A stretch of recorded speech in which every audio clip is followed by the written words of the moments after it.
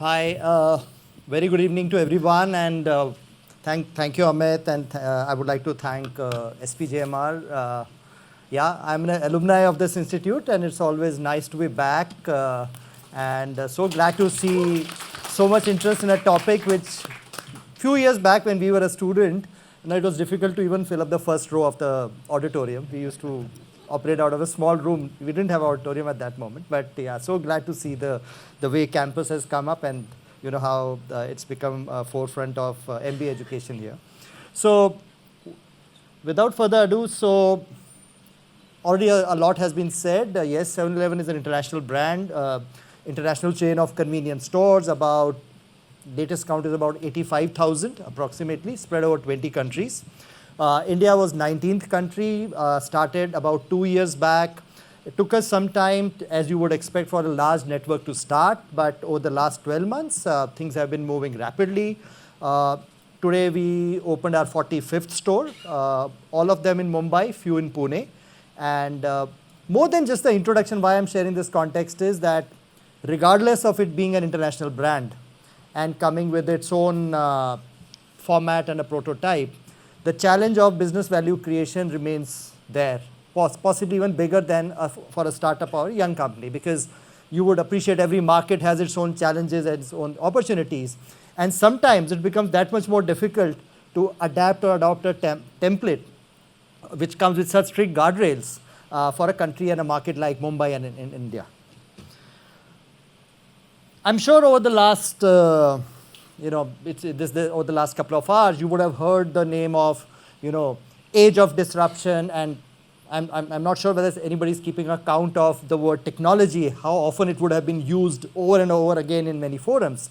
But I thought I'll maybe pause. Maybe it sounds very simplistic in its approach. I'll just pause and step back and from a much simpler template, look at this whole challenge of business value creation, and of course then touch upon where I think, I've been a student here and now been in corporate for around 30 years, what does it mean for MBA education of today? So as simple as it can be, business value creation comes from solving a problem or encashing an opportunity. But the point here is, when you solve a problem in order to create a business value, no risk in reminding us that it has to be a real problem and it has to be a large problem. Both these words are, I think, extremely important. In fact, I'm reminded of an ex-colleague of mine from private equity who said, you know what, Hardeep, most of the young startups in India fail because they try to solve a problem where none exists. Yeah?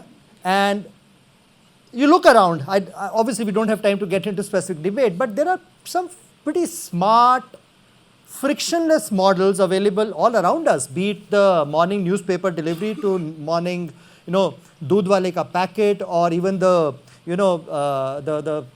for people who are very religious minded, do their puja every day morning. Some of these ecosystems are well oiled and sorted out.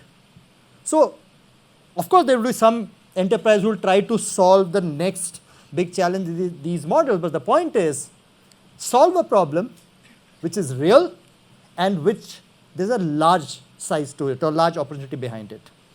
And keeping it simple, again, maybe ultra simple, each of a business value creation comes with a demand side challenge and of course a supply side challenge.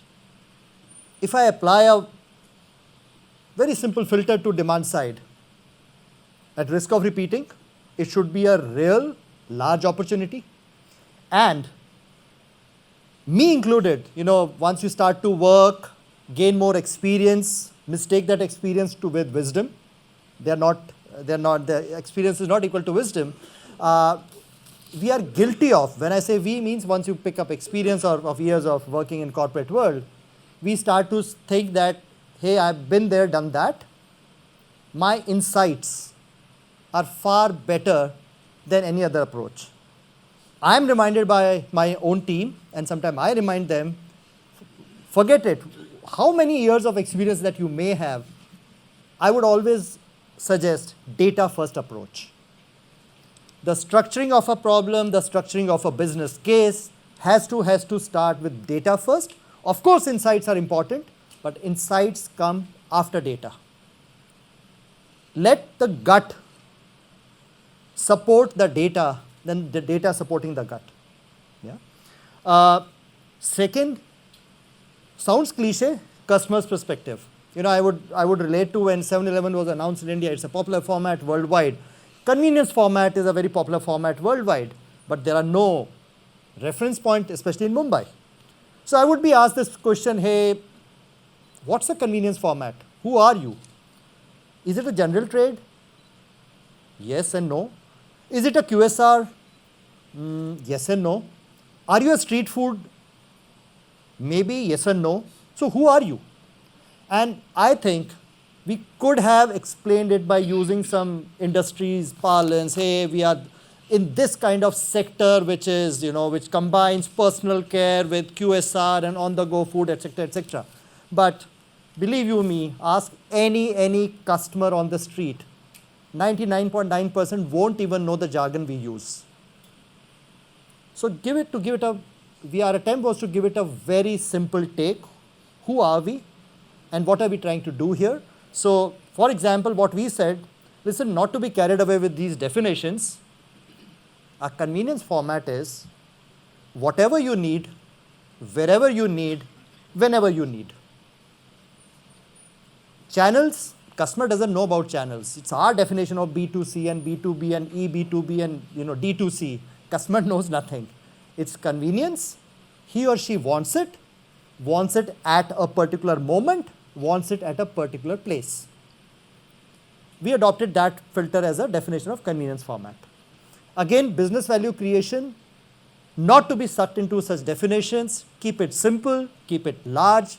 Otherwise, we would get, we'll narrow the definition far early in the whole game of value creation.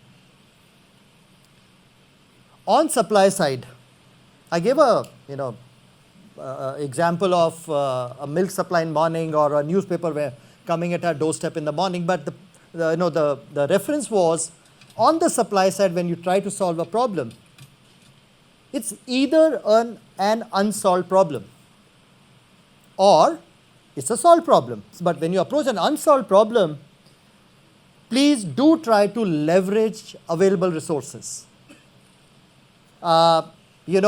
It will be a wasteful spend of capital, it will be a wasteful spend of resources if we try to create capacities and capabilities when, possibly with some bit extra effort, marketplaces or available resources can be leveraged. I think the latest example is ONDC.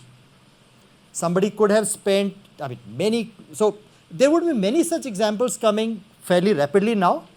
Be aware of it, that if I have to solve a large unsolved problem, can I first leverage a marketplace or an available capacity or a capability that exists in the market. And then I think funds or equity can be better deployed. But there are times when we try to solve a solved problem. There can be value creation created there also, provided there is a step change in efficiency or productivity. There can be again a debate on it. For example, the last mile economics of a B2C, eB2C model or a D2C model, there's a question mark. So me trying to float an entity or a company, trying to save that extra 50 paisa or 1 rupee in my last mile, it's not going to solve much. That challenge is far bigger and no reason for me to jump into the space if my gains are going to be fairly incremental in them. And of course, last but not the least, creating comparative advantage. That to my mind comes with differentiation, that too a relevant differentiation. Both words are important. I know I'll be repeating that most of the alumni in this room or professors in the room must be already saying that strategy, without execution is pretty aimless, and without execution, strategy is pretty useless, right? So again, a reference of what we have adopted. This is a word we use very, very frequently in-house. Easy to relate? It's called rapid discovery. Yes, there are some models that require discovery. Do it with full thought, do it rapidly, don't expect time or scale to solve the problem. Saying the answers will emerge after X years, or the answer of viability will emerge when a millionth packet is delivered or a 1,000th store is created, I think we are postponing the problem a couple of years down. Second is agility. I think, again, an often used word, very important, if not very well understood or appreciated, because more often than not, plan A doesn't succeed.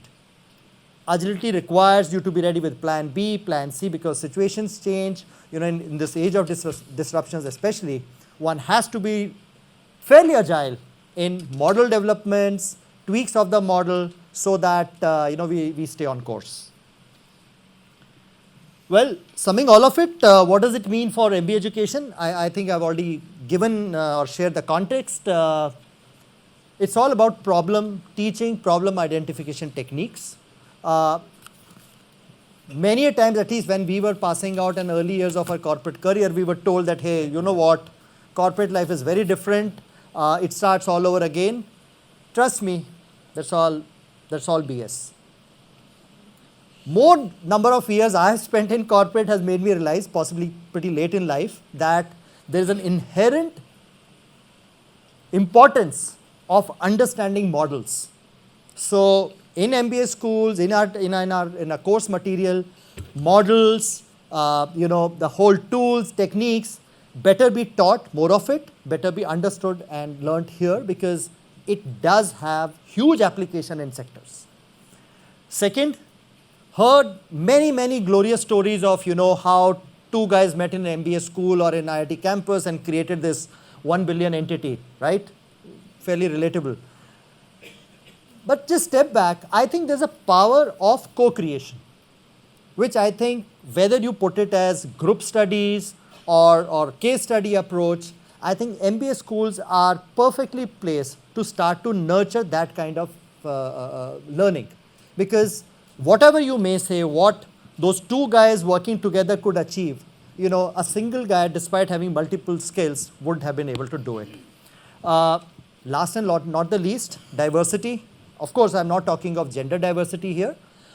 Few years back, when I would go to a campus for recruitment, strong word, could see a lot of, don't get me wrong, but a lot of clones sitting there, almost 90% of profile being, I'm an engineer, but engineers, 2 years to 4 years work ex in a tech company, here I am wanting to do MBA. I think diversity matters, both in the intake as well as the kind of courses that we offer in MBA schools. In fact, we should try to even promote students opting for diverse programs. No point or less point if an engineer opts for data analytics, but somebody from liberal arts wants to opt for data analytics, I don't have all the answers, but possibly he or she deserves an extra credit for it.